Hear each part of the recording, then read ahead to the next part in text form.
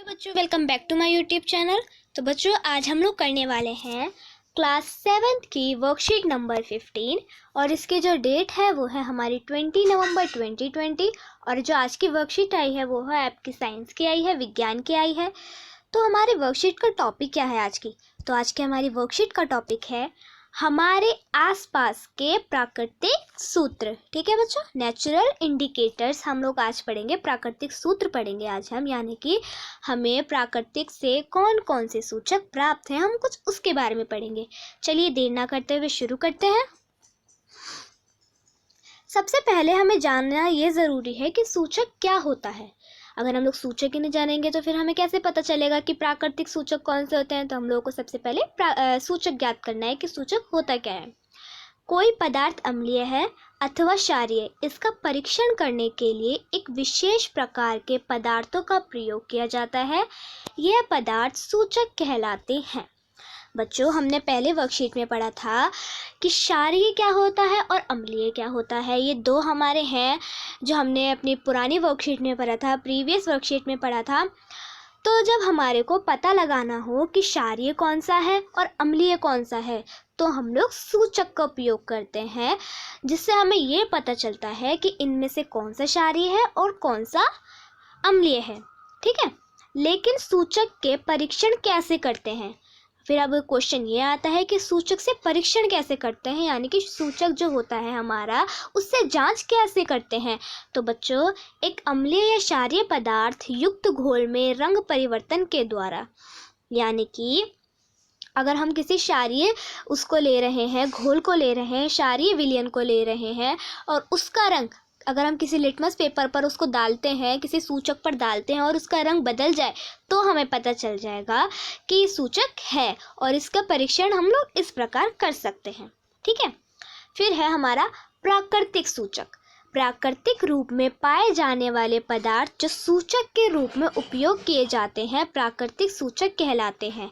यानी कि बच्चों, प्राकृतिक रूप से पाए जाने वाले पदार्थ, यानी कि जो हमारे को नेचर ने दिए हैं, वो वाले पदार्थ जिसका उपयोग हम सूचक के रूप में करते हैं, उसको हम प्राकृतिक सूचक कहते हैं। और उसके उदाहरण भी हमें दे रखे हैं। क्या क्या है चलिए देख लेते हैं। हल्दी, लिटमस, गुड़हल की पंखुड़ियाँ। ठीक है, तो यहाँ पर आपको हल्दी का उदाहरण दे रखा है, गुड़हल का उदाहरण दे रखा है और लाइकेन का उदाहरण दे रखा है। बच्चों, लाइकेन से हमारा लिटमस बनता है। ठीक है, ये जो हमारा लिटमस है ये लाइकेन से बनता है। और हल्दी भी एक हमारा प्राकृतिक सूचक है और गुड़हल भी हमारा एक प्राकृतिक सूचक है। चलिए अगला देखते हैं। लिटमस एक प्राकृतिक रंजक, यानी कि अब हम पढ़ेंगे कि लिटमस है क्या। अभी हमने प्राकृतिक सूचकों में पढ़ा कि लिटमस है, उसका उदाहरण गुड़हल है और हल्दी है। तो हम प्राकृतिक सूचक में से अब लिटमस के बारे में पढ़ेंगे। यह सबसे अधिक इस्तेमाल किए जाने वाला प्राकृतिक सूचक है। इसे लाइकेन से निकाला जाता है। तो बच्चों, मैंने भी आपको बताया था कि इसको हम लाइकेन के द्वारा प्राप्त करते हैं। ठीक है, आसुत जल में इसका रंग बैंगनी होता है। यह विलयन के रूप में तथा कागज की पट्टियों के रूप में उपलब्ध होता है। बच्चों, मैंने आपको पहले भी वर्कशीट में बताया था, ये तो या फिर विलयन के रूप में हम लोगों को उपलब्ध होता है या फिर कागज की पट्टियों के रूप में, ये तो मैंने आप लोगों को बताया था। ठीक है, इन पट्टियों को लिटमस पत्र कहते हैं, हमने ये भी जाना था। लिटमस पत्र दो प्रकार के होते हैं, लाल लिटमस और नीला लिटमस। तो बच्चों, ये आप लोग याद रखिएगा कि लिटमस हमारे दो तरह के होते हैं, एक होता है लाल और एक होता है हमारा नीला। ठीक है, फिर हमको दे रखा है जब नीला लिटमस को अम्लीय विलयन में डाला जाता है तो यह लाल हो जाता है। बच्चों, जब नीले लिटमस को हम लोग अम्लीय विलयन में डालते हैं, अम्ल जो होता है हमारा उसमें डालते हैं, एसिड में डालते हैं, तो वो हमारा लाल हो जाता है। ठीक है, और जब लाल लिटमस को क्षारीय विलयन में डालते हैं तो ये नीला हो जाता है। अब हमने ये पढ़ा लिटमस के बारे में, यानी कि प्राकृतिक जो हम लोग को सूचक दे रखे, तो उसमें से हमने लिटमस के बारे में पढ़ा। अब हम पढ़ेंगे हल्दी के बारे में। यह क्षारीय विलयन में पीले से लाल रंग में परिवर्तित हो जाती है। यानी कि बच्चों, अगर हम हल्दी के ऊपर कोई क्षारीय विलयन डाल दे, क्षारीय विलयन का घोल डाल दे, तो ये पीले रंग से हमारी लाल रंग में परिवर्तित हो जाएगी। लेकिन अगर अम्लीय विलयन डालेंगे हम इसके ऊपर तो इसका रंग पीला ही रहता है, इसका रंग चेंज नहीं होता। ठीक है, अब हम लोग प्राकृतिक सूचक में पढ़ेंगे अपना गुड़हल के पुष्प के बारे में। गुड़हल का पुष्प का सूचक अम्लीय विलयनों को गहरा गुलाबी मर्जेंटा और क्षारीय विलयनों को हरा कर देता है। बच्चों, गुड़हल हमारा देख सकते हैं आप, इस रंग का होता है, लाल रंग का होता है। तो जब इसको हम अम्लीय विलयन में डालते हैं तो इसका रंग गहरा गुलाबी यानी कि मर्जेंटा कलर, पिंक कलर हो जाता है, बहुत गहरा वाला, ठीक है। और क्षारीय विलयन में अगर डालते हैं इसको हम तो इसका रंग हो जाता है हरा, ठीक है। चलिए अब देखते हैं अगला।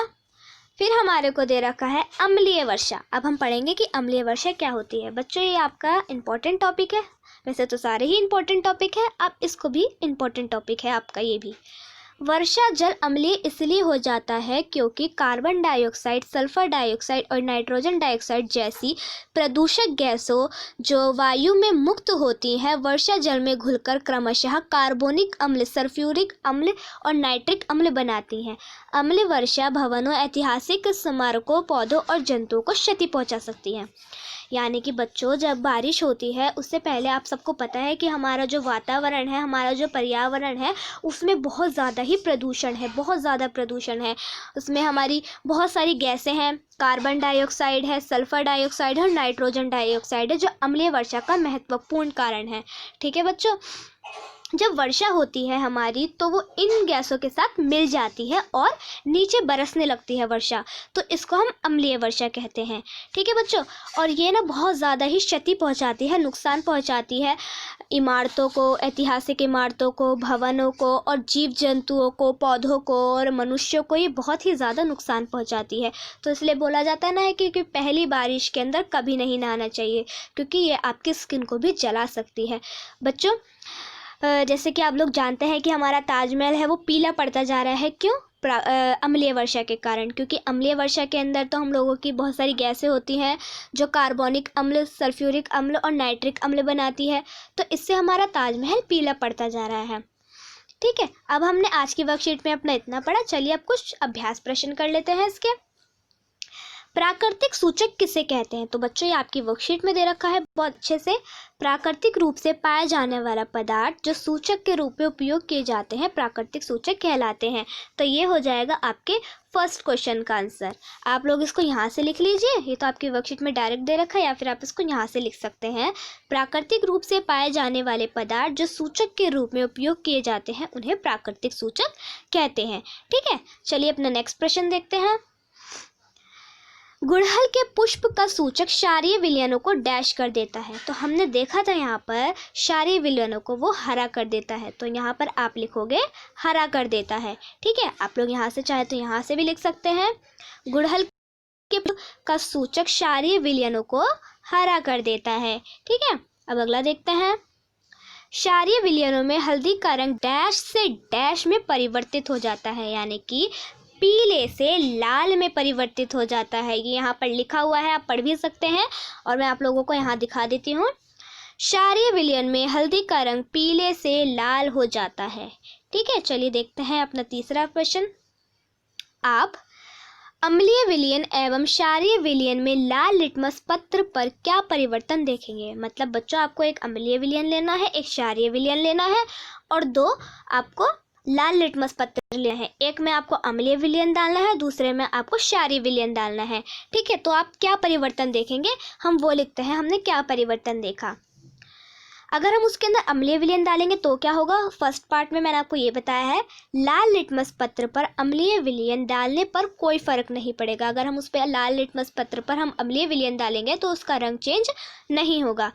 अगर हम उसके ऊपर क्षारीय विलयन डालेंगे तो क्या होगा? चलिए देखते हैं। लाल लिटमस पत्र पर क्षारीय विलयन डालने पर लिटमस पत्र का रंग नीला हो जाएगा, ठीक है। चलिए देखते हैं आज की वर्कशीट का लास्ट क्वेश्चन।